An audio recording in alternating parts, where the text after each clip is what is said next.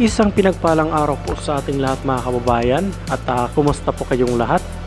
Nga pala ay welcome back again dito sa aking YouTube channel at muli po ang inyong lingkod, Ruels TV.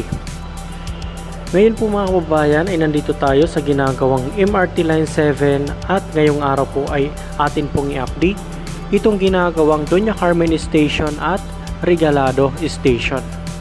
Dito mga kababayan ay sisilipin lang po natin itong sitwasyon sa mga oras at araw na ito. Ayan, so yan pong inyong nakikita po ngayon sa inyong screen. Bali yan na po yung Doña Carmen Station. Ito pong Doña Carmen Station ay ang pang-walong station itong MRT Line 7 from SM North EDSA.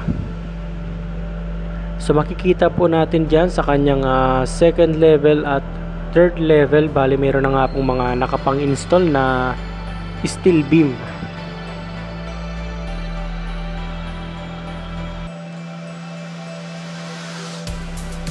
Ayan po. So sa ngayon wala po tayong nakikitang gumagawa rito, no?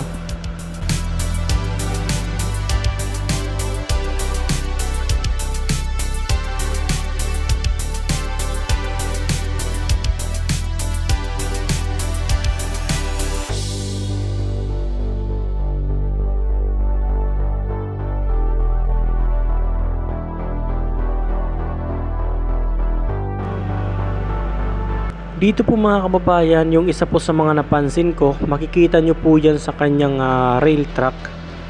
Itong kanyang steel rail o yung kanyang pinaka-rails, mukhang tinanggal po siya dyan sa kanyang napapatungan o dyan po sa kanyang precast plinth. Ayan o, kung mapapansin nyo po.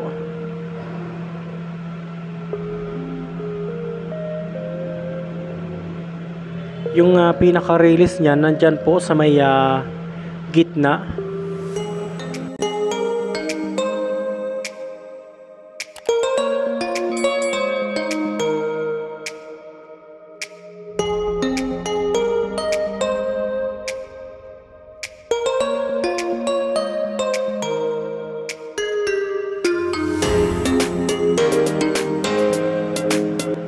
Yan po nga bahagi ng kalsada na nasa bandang kanan po, yan yung papunta ng Fairview, at yan naman pong nasa bandang kaliwa, yan na po yung papunta ng EDSA.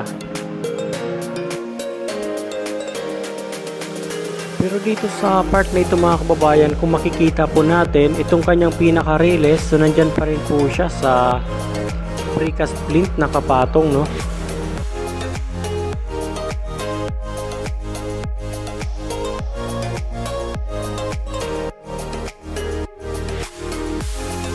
So ganito na po yung sitwasyon dito pagdating sa kanyang rail track.